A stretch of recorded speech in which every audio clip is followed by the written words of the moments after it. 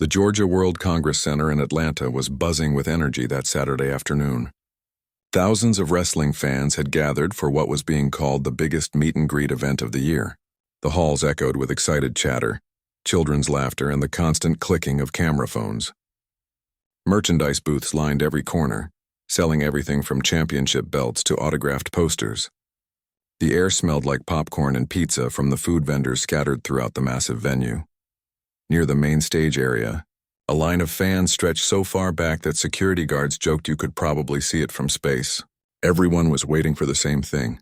Two of the biggest names in entertainment history were sitting at a long table draped in black cloth with the WWE logo stamped across it.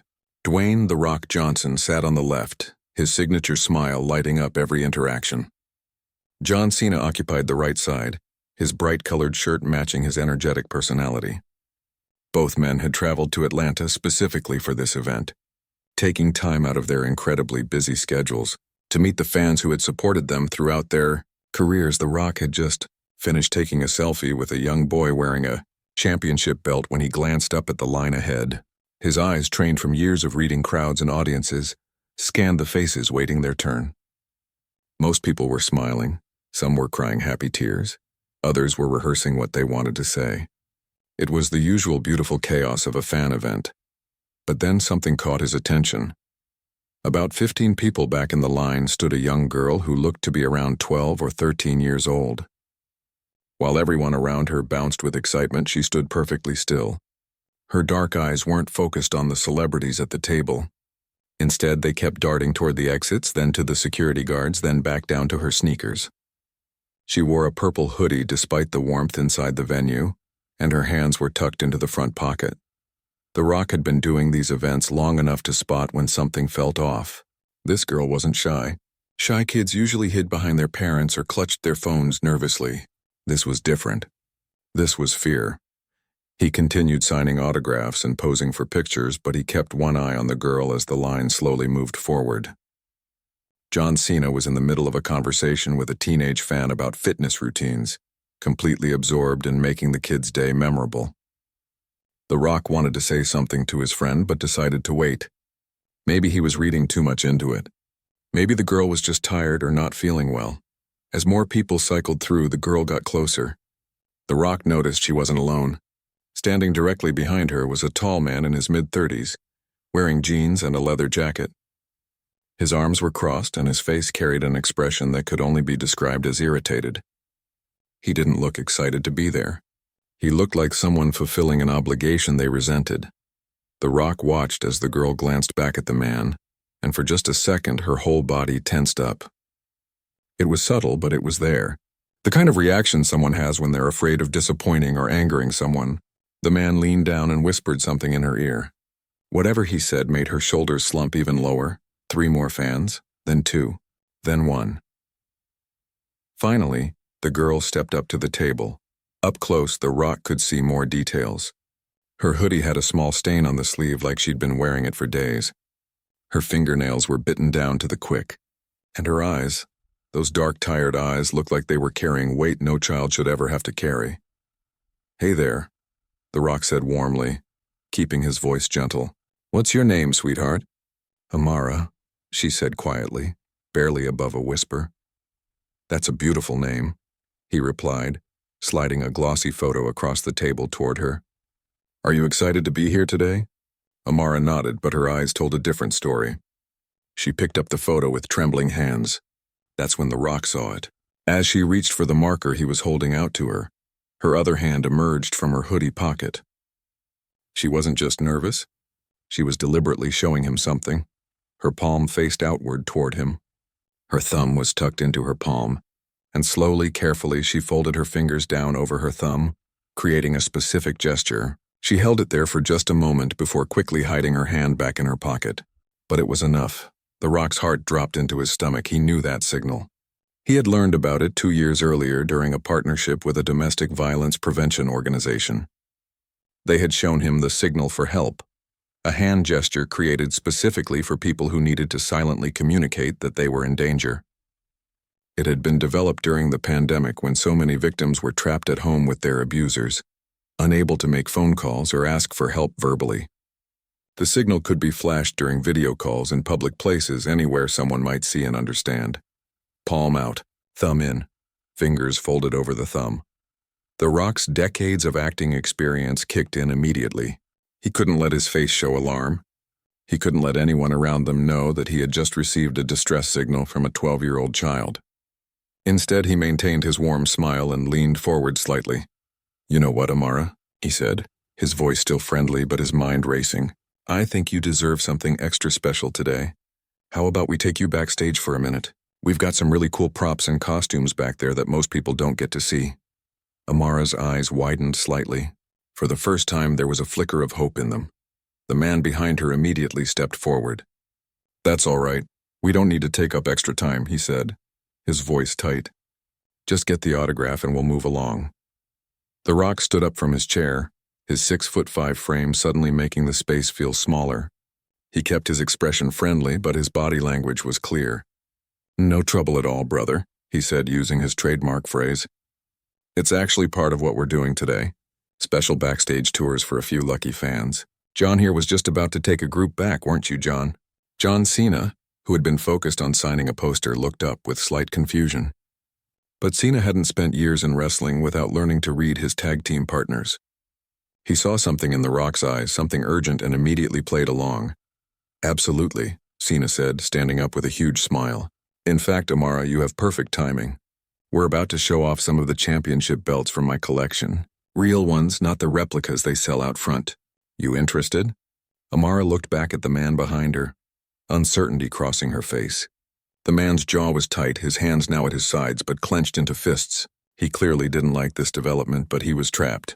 They were surrounded by hundreds of people, security guards, cameras, and witnesses. Refusing would look suspicious and strange. "I guess that would be okay," he said slowly, forcing something that might have been a smile. "But I need to come with her."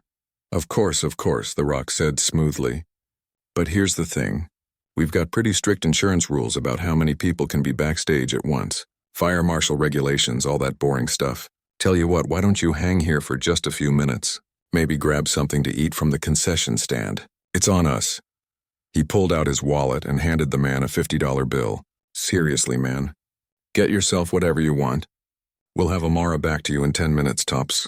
Scout's honor." The man stared at the money, then at The Rock, then at Amara. You could see him calculating his options. Finally, he took the $50. 10 minutes, he said coldly, looking directly at Amara. "Don't make them wait around for you." The Rock caught the threatening undertone in those words, and it made his blood boil. But he kept his cool. "She's in good hands, I promise you that." As soon as those words left his mouth, The Rock gently gestured for Amara to follow him. Cena immediately stepped beside her, creating a protective barrier between the girl and the man. Two security guards, who had been watching the interaction with growing interest, moved closer without being asked. "Right this way, Amara," Cena said cheerfully, placing a gentle hand on her shoulder and guiding her toward a black curtain behind the signing table. As they walked away, The Rock turned back to the man one more time. "Hey, what's your name, brother? Just so we know who to bring her back to." "Derek," the man said after a pause. "Great. We'll take good care of her. Derek, 10 minutes. The Rock gave him one final smile before turning and following Cena and Amara behind the curtain. As soon as they were out of Derek's line of sight, The Rock's expression changed completely. He caught the eye of the head of security, a former police officer named Jerome, and motioned him over with a subtle hand gesture. "We've got a situation," The Rock said quietly, his voice all business now. "That girl just gave me a distress signal. I need you to contact Child Protective Services and local PD right now. Keep it quiet, keep it calm, but we need professionals here immediately." Jerome didn't ask questions. He'd worked with The Rock long enough to trust his instincts. He pulled out his radio and stepped away, speaking in low tones. Behind another curtain in a small room that was normally used for VIP guests, Amara stood with her arms wrapped around herself. Cena had grabbed a female security coordinator named Lisa to join them, understanding that Amara might feel more comfortable talking to another woman. The Rock knelt down so he was at eye level with the girl. His voice was soft, patient, and completely different from his public persona. "Amara," he said gently, "I saw what you showed me out there. That hand signal. I know what it means, sweetie. You're safe right now. Nobody's gonna hurt you here, but I need you to know that we're going to get you help, okay? Real help. That's when Amara's face crumbled. Tears started streaming down her cheeks and her whole body began to shake. She had been holding everything inside for so long, trying to be brave, trying to survive. And now finally someone had seen her. Someone had understood. Lisa immediately moved forward with a box of tissues, sitting down next to Amara on a small couch. "Take your time, honey," she said softly. "You're safe now. We've got you." Through her tears, Amara began to speak, her voice broken and scared but determined. She had been living with Derek, her aunt's boyfriend, for the past 2 months while her mother worked overseas. Her mother was a traveling nurse, taking contract positions to save money for their future. Amara had wanted to tell her mom what was happening, but Derek had made it clear what would happen if she did. The threats, the isolation, the constant fear, it all came pouring out.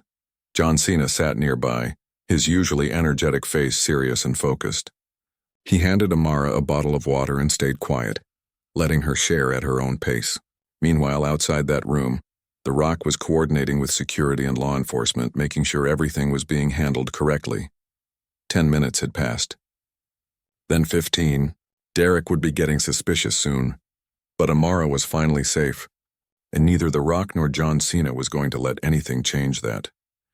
Outside the small VIP room, The Rock stood with Jerome, the head of security, speaking in hushed but urgent tones. His phone was pressed to his ear as he coordinated with his own team while Jerome handled the local authorities.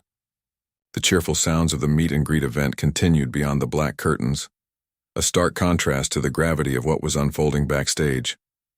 "How long until someone from Child Services gets here?" The Rock asked, checking his watch.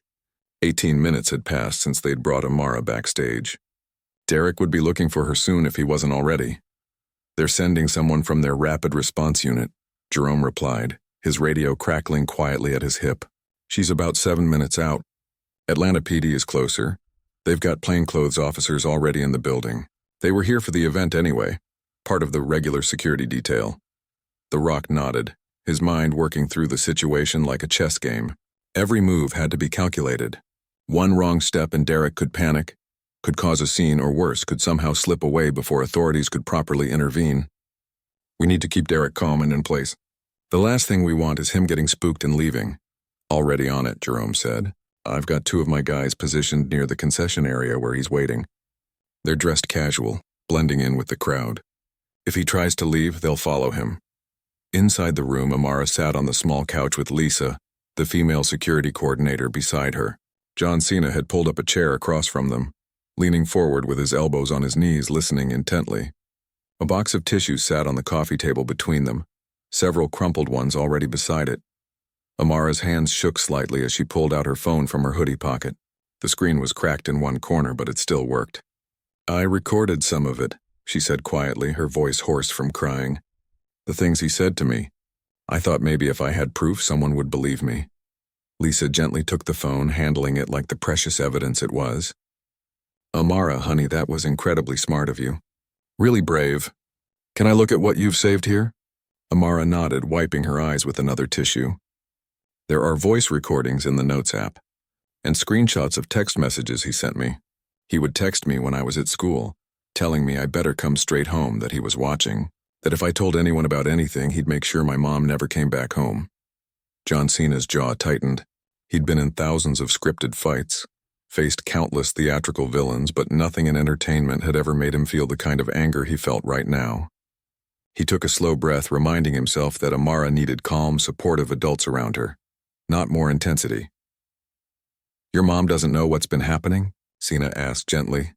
Amara shook her head, fresh tears spilling down her cheeks. "She's in Germany right now.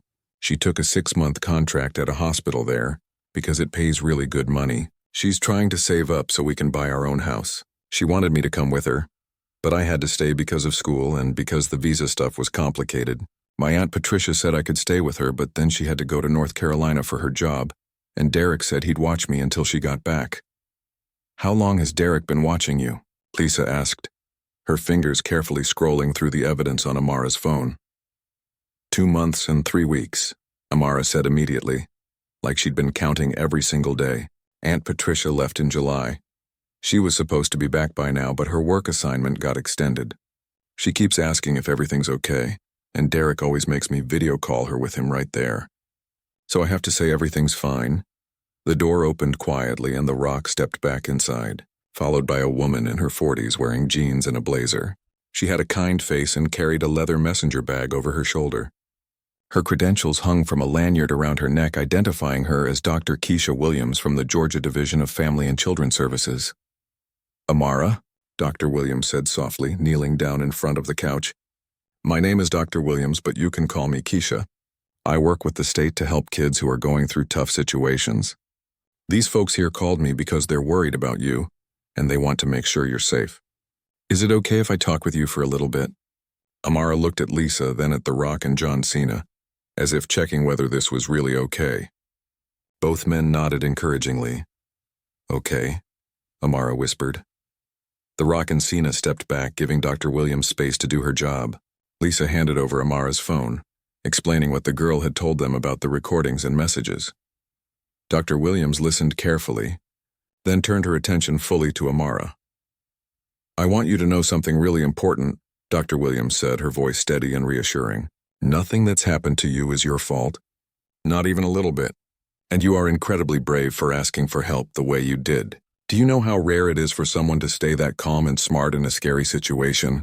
You should be proud of yourself." Amara's lip trembled. "I learned that hand signal thing in school last year. They showed us a video about it in health class. I never thought I'd actually need to use it. But you remembered it when you needed it most," Dr. Williams said. "And that's amazing. Now I need to ask you some questions, and I need you to be as honest with me as you can, okay? Some of them might be hard to talk about, but I promise you, everything you tell me stays between us and the people who are going to help you. Nobody's going to be mad at you no matter what you say." For the next 20 minutes, Dr. Williams conducted a careful interview with Amara. She asked about Derek's behavior, about whether he'd ever physically hurt her, about what a typical day looked like, about whether there was anyone else who knew what was going on. Amara answered each question, sometimes stopping to cry, sometimes having to take breaks to collect herself.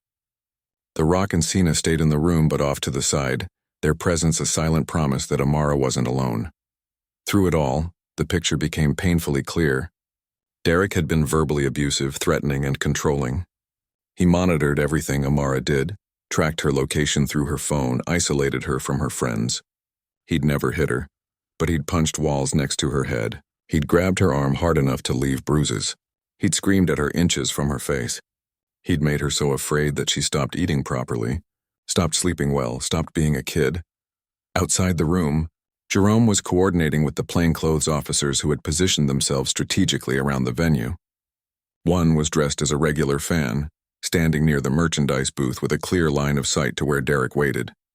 Another posed as a concession worker, close enough to intervene if needed. A third was simply walking the perimeter, maintaining radio contact with the team. "Subject is getting agitated," came the voice through Jerome's earpiece. "He keeps checking his phone and looking toward the backstage area. He's been pacing for the last 5 minutes. Jerome relayed this information to The Rock, who stepped out of the room again to strategize. They needed to handle this perfectly. If Derek sensed something was wrong and tried to leave, they had grounds to stop him based on Amara's testimony. But things could get complicated fast. The venue was still full of families and children.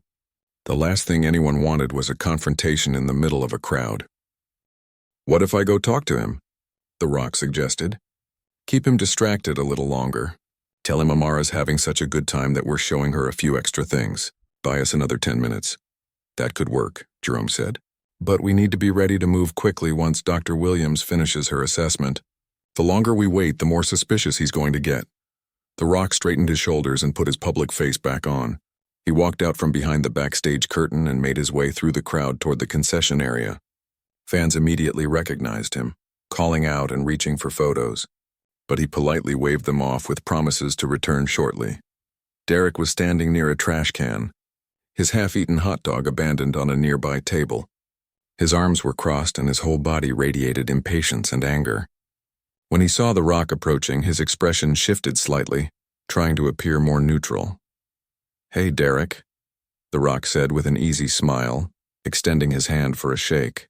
Derek took it, his grip unnecessarily tight like he was trying to prove something. Listen, man. I wanted to come out here personally and let you know what's going on. Amara's having an absolute blast back there. John's showing her some of the replica props from our movies, and she's asking a million questions. The kid's got a great personality once she opens up. Derek's eyes narrowed slightly. It's been almost half an hour. I told you 10 minutes.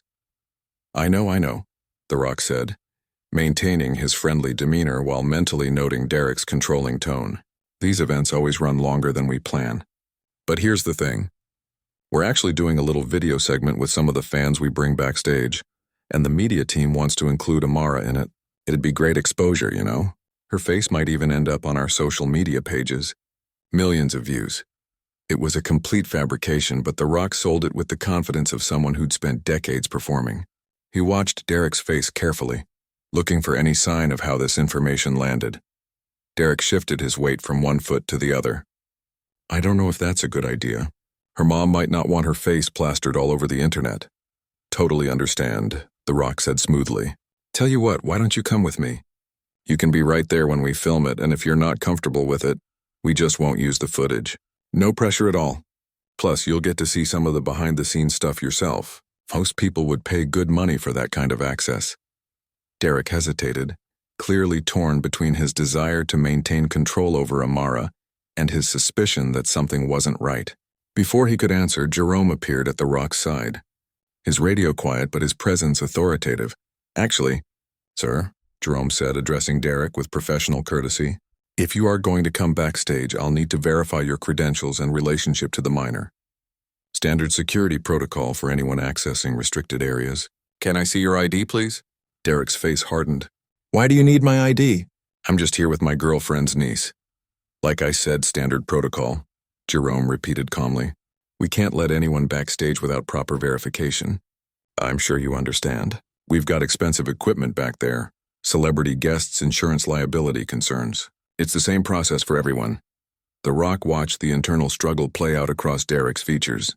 Derek knew that showing his ID meant creating a paper trail, meant his presence here would be officially documented. And somewhere in his mind, Derek must have been calculating whether that was a risk he wanted to take. You know what? Derek said, his voice tight. Forget the video. Just bring Amara out here. We need to get going anyway. Are you sure? The Rock asked, playing up the disappointment. She seemed really excited about it. I'm sure, Derek said firmly. Bring her out. Now. The way he said that last word, the barely concealed threat in his tone, confirmed everything The Rock suspected about this man. He was used to being obeyed, used to intimidating people, used to getting his way through force of will and implied consequences. Absolutely, The Rock said, his smile never wavering. I'll go get her right now. He turned and walked back toward the backstage area with Jerome beside him. As soon as they were behind the curtain and out of sight, The Rock's expression changed. We need to move now, he said quietly. That guy's about to bolt. I can feel it. Inside the room, Dr. Williams had finished her initial assessment and was reviewing the evidence on Amara's phone with a grim expression. The recordings were damning. Derek's voice cold and threatening, promising consequences if Amara didn't follow his rules. Text messages telling her that accidents happen to people who don't keep their mouths shut. It was all there, documented in heartbreaking detail by a 12-year-old girl who'd been smart enough to protect herself the only way she could. We have more than enough. Here for emergency custody, Dr. Williams said to Lisa. This child is in immediate danger and cannot be returned to this man's care under any circumstances. The Rock stepped into the room. Derek's demanding to see Amara right now. He's getting aggressive. We need to make a call on how to handle this. Dr. Williams stood up, her professional calm firmly in place. Where are the police officers? Positioned around the venue, Jerome answered.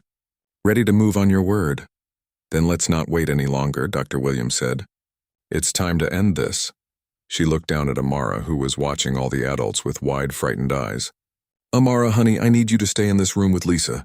You're not going back out there with Derek, not today, not ever. Do you understand? The police are going to talk to him now, and we're going to make sure you're safe. Amara's eyes filled with tears again, but this time they looked different. They looked like relief. I don't have to go back with him? No, sweetheart, Dr. Williams said firmly. You don't, I promise you that. John Cena moved closer to Amara and sat down beside her. Hey, you want to know something cool? You're probably the bravest person I've met all year. And I've met a lot of people. You're going to be okay, Amara. We've got your back. Outside, Derek was still waiting by the concession stand, his patience clearly at its end. He didn't notice the two plainclothes officers casually moving closer to his position. He didn't see Jerome giving the signal through his radio. He was too focused on the backstage curtain, too focused on his anger, too focused on getting Amara back under his control. He never saw it coming when the officers finally approached him, their badges now visible, their voices calm but authoritative as they asked him to step aside for a conversation. The game was over. And Amara was finally truly safe. Derek was scrolling through his phone, his jaw clenched tight when the two officers approached him. They didn't come at him aggressively or with their hands on their weapons. Instead, they walked up casually, like venue staff might approach any guest with a routine question. "Excuse me, sir," the taller officer said. He was wearing jeans and a plain black t-shirt, looking like any other fan at the event. His badge was clipped to his belt but not prominently displayed. "I'm Officer Mitchell with Atlanta PD. This is Officer Chen. We're providing security for today's event. Do you have a moment to talk?" Derek looked up from his phone, his eyes immediately suspicious. "About what?" "Just a routine check," Officer Chen said, her voice friendly but professional.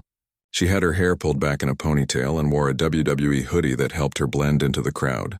"We're talking to various guests today as part of our security protocols." "Nothing to worry about. Can I ask your name?"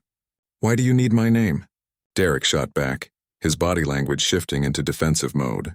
"I haven't done anything wrong. I'm just here with my niece."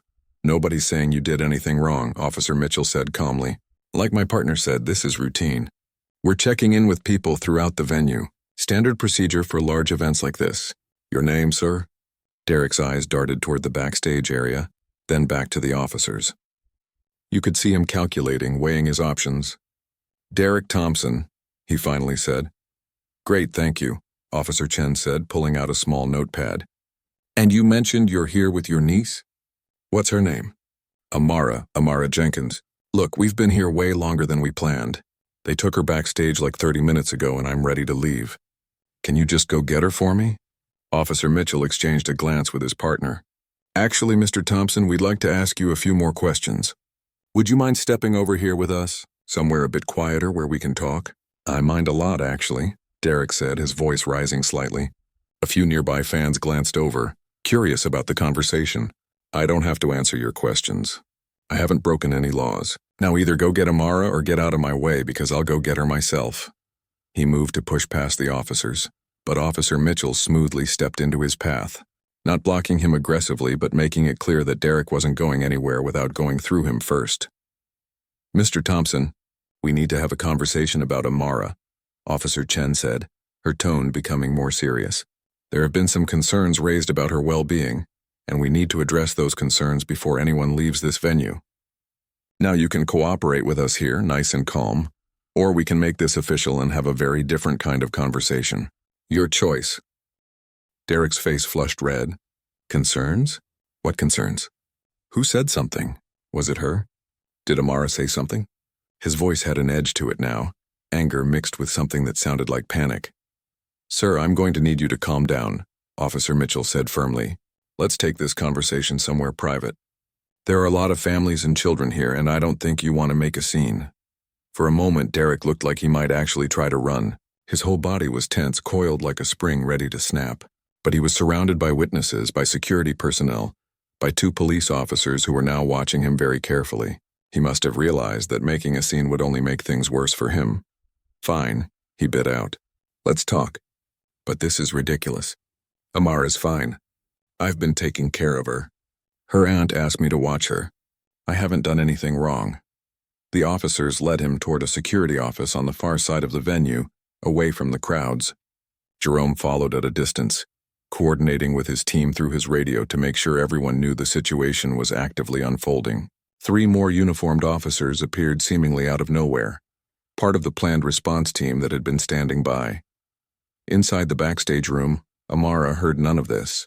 John Cena had started telling her stories about his time in wrestling, funny behind-the-scenes moments that made her laugh despite everything she was going through. Lisa sat beside her, occasionally squeezing her hand reassuringly. The Rock had stepped out to coordinate with the authorities, but his assistant had brought in some snacks and drinks, making sure Amara had whatever she needed. "You know what the craziest part of wrestling is?" Cena was saying, his animated gestures making Amara smile. "It's not the big championship matches or the huge entrances. It's the stuff that goes wrong. Like this one time I was supposed to break through a fake wall as part of my entrance, right? And I hit that wall with everything I had, expecting it to shatter into pieces, but somebody had accidentally used real drywall instead of the breakaway stuff." "What happened?" Amara asked, momentarily distracted from her fear. "I bounced off it like a cartoon character." Cena laughed. "Just bonked right off and fell on my butt in front of 20,000 people. The wall didn't even crack. I had a headache for a week and every wrestler in the back was making fun of me for months." Amara giggled, a sound that seemed to surprise even her. Lisa smiled, grateful to Cena for knowing exactly what Amara needed in this moment. Not more serious conversations or questions, but just a chance to be a kid, to laugh, to feel normal for a few minutes. Dr. Williams stepped back into the room, her phone in her hand. "Amara, honey, I've been in contact with your mother. She's in Germany right now, so it's late evening there. But I explained the situation to her. She's making arrangements to fly home as soon as possible." Amara's eyes widened. "You talked to my mom? Is she mad at me?" "Mad at you?" Dr. Williams said, kneeling down in front of Amara. "Sweetheart, no. Not even close.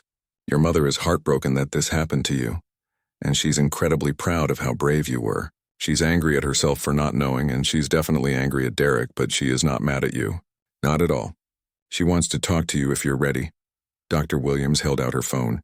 Amara took it with shaking hands and pressed it to her ear. "Mom?" The conversation that followed was private, but everyone in the room could hear Amara crying, could hear her saying, "I'm sorry," over and over, could hear her mother's voice on the other end saying, "No, baby, no. You have nothing to be sorry for." It lasted almost 10 minutes, and by the end, Amara looked exhausted but also lighter somehow, like a weight had been lifted. When she handed the phone back to Dr. Williams, she wiped her eyes. "My mom's getting on a plane tomorrow. She said she's never leaving me again." "That's wonderful," Lisa said warmly. "And until she gets here, we're going to make sure you're somewhere safe and comfortable." "Where am I going to stay?" Amara asked, the fear creeping back into her voice. "We're working on that right now," Dr. Williams said. "We have emergency foster families who are trained for situations exactly like this.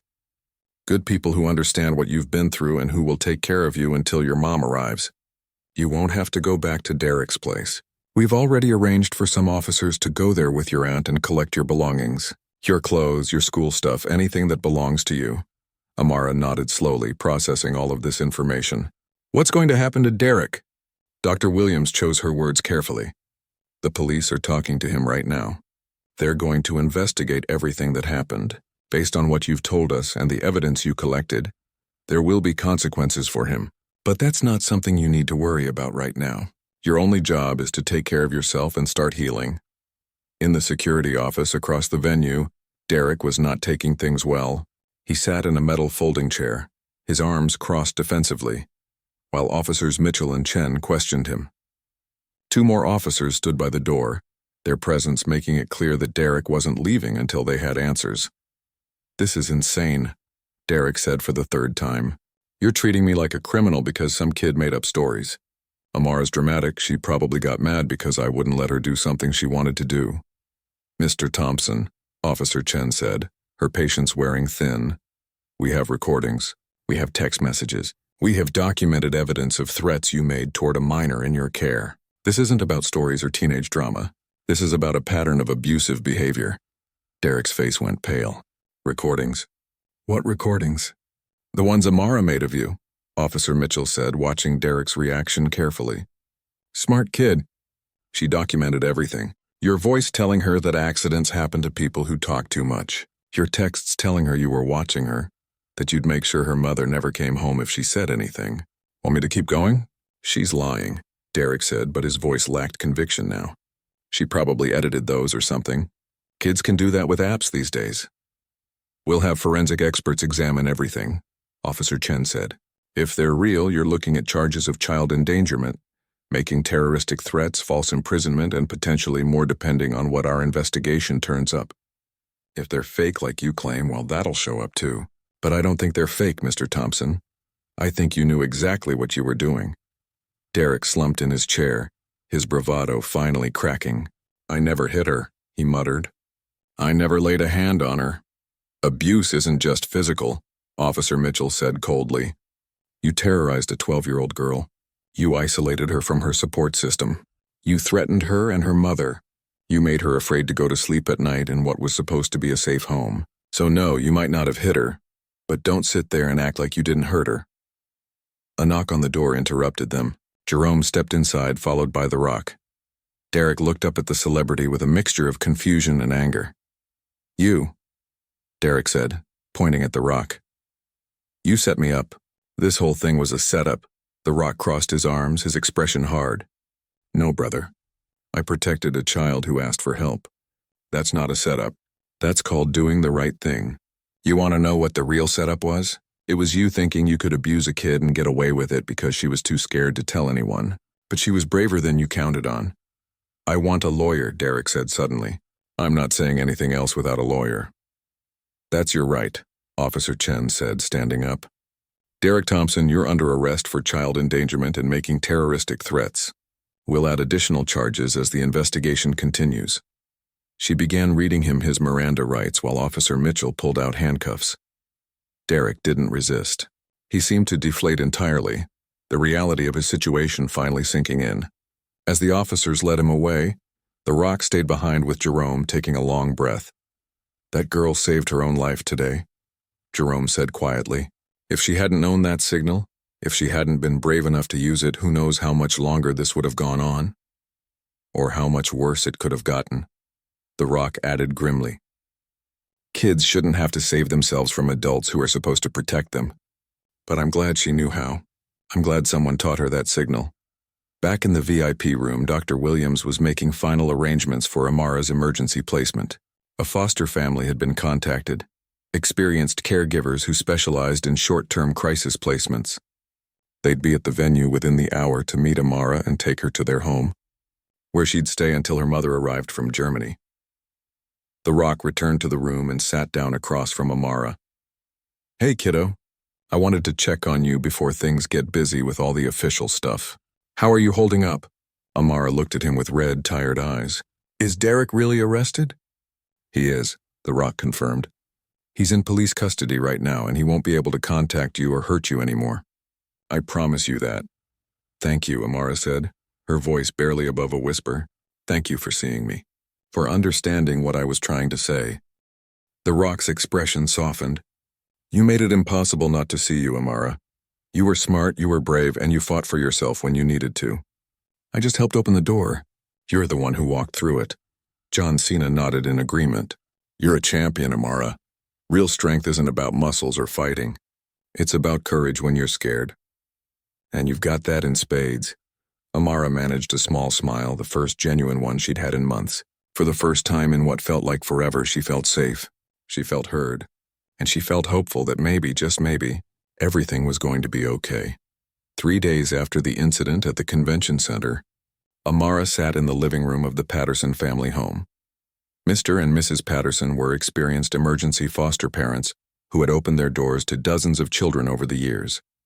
Their house in suburban Atlanta was warm and comfortable, filled with family photos and the smell of Mrs. Patterson's homemade cookies that seemed to be constantly baking in the kitchen.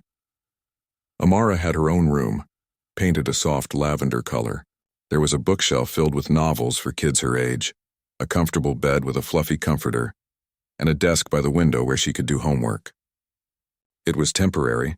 Everyone kept reminding her of that, but it was safe. And safety was something Amara was still getting used to feeling.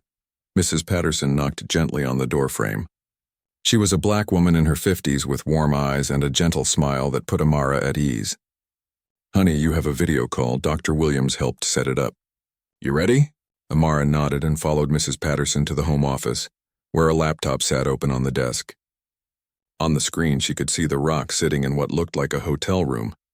He was wearing a simple t-shirt, his usually perfect hair a bit messy, and he was holding a cup of coffee. Hey, Amara, he said when he saw her, his face breaking into a genuine smile. How are you doing? Amara sat down in the desk chair, suddenly feeling shy. Talking to him at the convention center had been different. She'd been in survival mode, running on adrenaline and fear. Now, in the quiet normalcy of the Patterson home, she felt overwhelmed by what had happened. "I'm okay," she said quietly. "The Pattersons are really nice." "I'm glad to hear that," The Rock said. "Listen, I wanted to check in on you personally. I know the last few days have probably been intense. A lot of people asking you questions. A lot of changes happening all at once." "It has been a lot," Amara admitted. "The police came and talked to me again yesterday.